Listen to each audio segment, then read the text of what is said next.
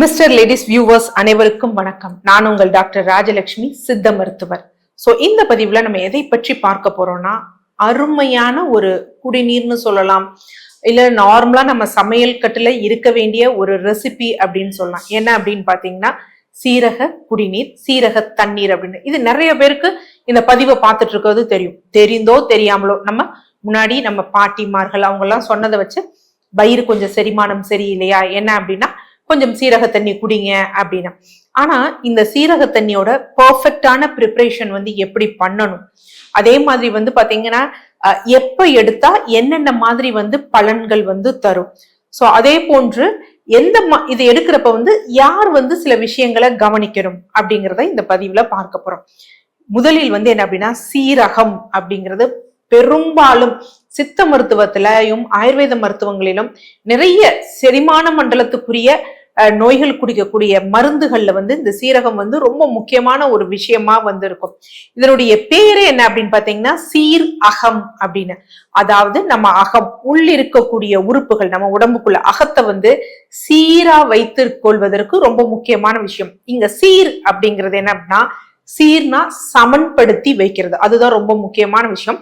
வலி, அலல், ஐயம், வாதம், பித்தம், கபம், இது மூணையும் சீரா வைக்கணும். யூஸ்வலா இது இருக்கக்கூடிய ரேஷியோ என்ன அப்படி பாத்தீங்கன்னா 1/2 இந்த விகிதாச்சாரத்துல இருக்கணும். இதுல ஏதோ ஒண்ணு ஏறி ஒண்ணு இறங்குச்சுன்னா அதைத்தான் நம்மளுடைய பாரம்பரிய மருத்துவமான சித்த மருத்துவத்திலும் ஆயுர்வேத மருத்துவத்திலும் நோய் நிலை அப்படின்னு சொல்லுவாங்க. இன்னைக்கு பாத்தீங்கன்னா நிறைய இன்வெஸ்டிகேஷன்ஸ், லேப் இன்வெஸ்டிகேஷன் பண்றோம்.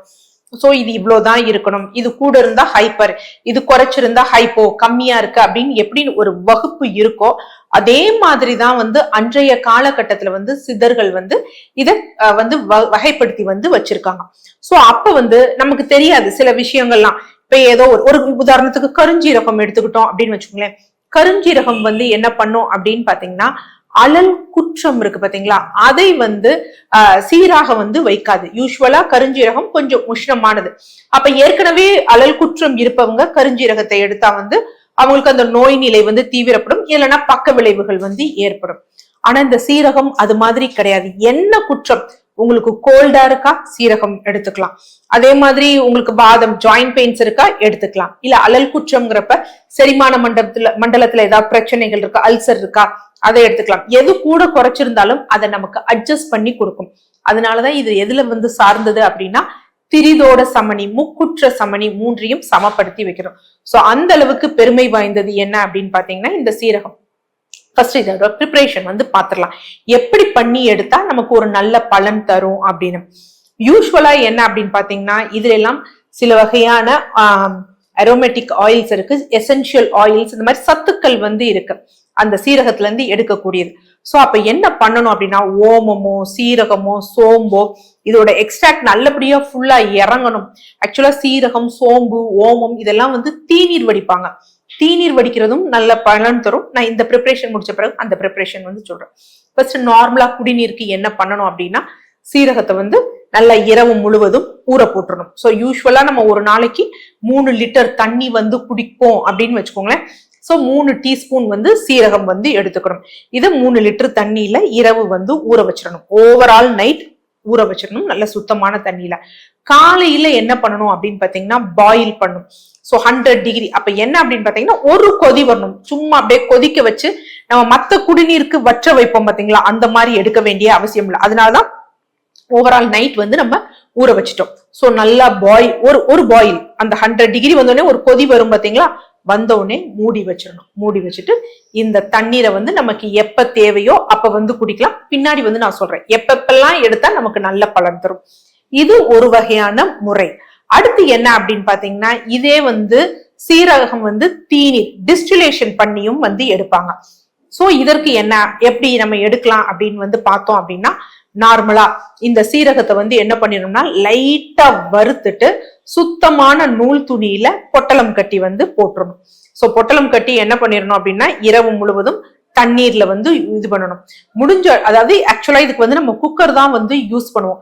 அதனால ரொம்ப வெறும் ஈயமா இருக்கக்கூடிய குக்கராக இல்லாமல் இருந்தது, லைட் கோட்டட், பட் அதுல நம்ம கீரி எல்லாம் வச்சிருக்க கூடாது. அந்த மாதிரி இதுல இரவு முழுவதும் நம்ம ஃபர்ஸ்ட் மண்பானையில ஊற வச்சுட்டு, அடுத்து என்ன பண்ணணும், ஓவரால் நைட் ஊர்ன அந்த தண்ணி அந்த பொட்டலம் இதை வந்து என்ன செய்யணும், குக்கர்ல போட்டுட்டு மூடிடணும். நம்ம நார்மலா மேல லிட்ட போட்டு மூடிட்டு, ஆக்சுவலா என்ன இருக்கும் பாத்தீங்கன்னா, அந்த விசில் போடுவோம் பாத்தீங்களா, சோ அந்த விசில் போடுற இடத்துல வந்து நம்ம என்ன பண்ணணும்னா, நார்மலா அந்த டியூப்ஸ் இருக்கு பாத்தீங்களா, ஈஸியா வந்து நமக்கு அனல் வந்து, அதாவது அந்த ரப்பர் வந்து ரியாக்ட் ஆகாத மாதிரி டியூப், அதனால யூஸ்வலான கேஸ் பைப் லைன் இருக்கு பாத்தீங்களா, சோ அந்த விசில் வர்ற இடத்துல வந்து நம்ம ஃபிட் பண்ணிடணும். ஃபிட் பண்ணிட்டு அதை எடுத்து கொண்டு போய் ஏதாவது ஒரு க்ளோஸ் லிட்டுக்குள்ள வந்து போட்டு அதை வந்து வச்சிடணும். இந்த இதுல என்ன பண்ணிடணும், ஒரு ஈர துணியை வந்து சுத்திட்டு அடுப்புல சிம்ல வச்சு எரிக்க ஆரம்பிக்கும். சோ எரிச்சு அந்த ஆவி வரும் பொழுது அது தன்னால கூலிங் ஆகி திராவகமா தீநீரா வந்து வடியும். இது வந்து நமக்கு நிறைய கிடைக்காது, கொஞ்சம் கான்சென்ட்ரேஷன்ல கிடைக்கும். இப்ப யூஸ்வலா என்ன அப்படின்னு பாத்தீங்கன்னா, ஒரு 3 லிட்டர் தண்ணீர் போட்டு நீங்க எரிச்சீங்க அப்படின்னா 500 ml 600 ml அவ்வளவுதான் வந்து நமக்கு கிடைக்கும்.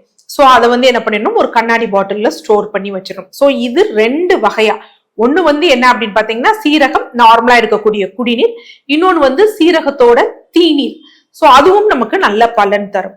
இப்ப இதை எப்ப எடுக்கலாம் அப்படின்னு வந்து பார்ப்போம். அப்படின்னா ஃபர்ஸ்ட் சீரக குடிநீரை வந்து பாத்துருவோம். சோ சீரக குடிநீர் நார்மலா நம்ம எடுத்துக்கலாம், இருந்தாலும் எந்தெந்த வேலை, காலையில் எழுந்தவுடன் வெறும் வயிற்றுல வந்து எடுக்கிறோம். சோ காலையில எழுந்திரிச்சோடனே வெறும் வயிற்றுல நம்ம எடுத்தோம் அப்படின்னா மலச்சிக்கல் வந்து இதாகும், ரிலீஸ் ஆகும். சோ மலம் ஒரு மாதிரி காலையில எழுந்திரிச்சா நான் போக கஷ்டப்படுவேன் அப்படிங்கிறவங்களுக்கு அவங்களுக்கு நல்ல வந்து பலன் தரும். அது மாதிரி வயிறு உப்புசம், சில பேர் சொல்லுவாங்க காலையில எந்திரிச்சாலுமே எனக்கு வயிறு உப்புச மாதிரி இருக்குன்னு பாத்தீங்களா, அவங்களுக்கு நல்ல பலன் தரும். அடுத்து 2வதா எடுக்கக்கூடிய முறை என்ன அப்படின்னு பாத்தீங்கன்னா, உணவு உண்பதற்கு முன்பு. சோ உணவு உண்பதற்கு முன்னாடி என்ன அப்படின்னு பாத்தீங்கன்னா, ஒரு 150 ml இந்த குடிநீரை வந்து நம்ம குடிக்கணும். சோ குடிச்சிட்டு சாப்பிட்டோம் அப்படின்னா நமக்கு என்ன ஆகும் அப்படின்னு பாத்தீங்கன்னா, ஒரு ஃபுல்ஃபில்மெண்ட் வந்து நமக்கு வரும். அது இதுல இருக்கக்கூடிய முக்கியமான ஒரு பலன். சோ அந்த மாதிரி இருக்கும். அடுத்து உணவு உண்ட பிறகு எடுத்தோம் அப்படின்னா செரிமானம் வந்து கொஞ்சம் நல்லா இருக்கும். சோ இந்த 3க்கும் நம்ம வந்து என்ன அப்படின்னா அப்படியே நம்ம எடுக்காம அதனுடன் என்ன அப்படின்னா, இப்போ ஒரு 200 ml சீரக குடிநீர் எடுத்தோம் அப்படின்னா அதுல ஒரு 1/4 லெமன் பிழிஞ்சு விட்டுட்டு, கொஞ்சம் வந்து என்ன அப்படின்னு பாத்தீங்கன்னா தேன், கொஞ்சம் வந்து பாத்தீங்கன்னா கருப்பு உப்பு, இதை மிக்ஸ் பண்ணி இந்த 3 வகையிலும் எடுக்கணும். அதாவது காலையில எம்டி ஸ்டமக்ல, உணவு உண்பதற்கு முன்னாடி, உணவு உண்ட பின்பு. சோ நம்ம என்ன பலன் அப்படின்னு வந்து சொன்ன பார்த்தீங்களா, சோ அந்த மாதிரி வந்து எடுக்கணும். அப்படி எடுக்கும் பொழுது என்ன ஆகும் அப்படின்னா, சோ இங்க உப்பு சேர்க்கிறது டேஸ்டுக்காக இல்லை, இது என்ன பண்ணும் அப்படின்னா அந்த பெரிஸ்டால்டிக் மொட்டிலிட்டின்னு சொல்லுவாங்க, குடல் நகர்வு தன்மை, அதை வந்து இம்ப்ரூவ் பண்ணும், செரிமானத்திற்கும் ரொம்ப நல்லது. தேன் அப்படிங்கிறது இங்க டேஸ்டுக்காக வந்து சேர்க்கிறோம்.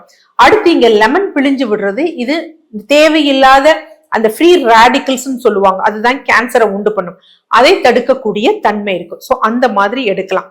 இது ஸ்பெசிபிக்கா இந்த மாதிரி ஒரு சிரப் மாதிரி எடுக்கணும்.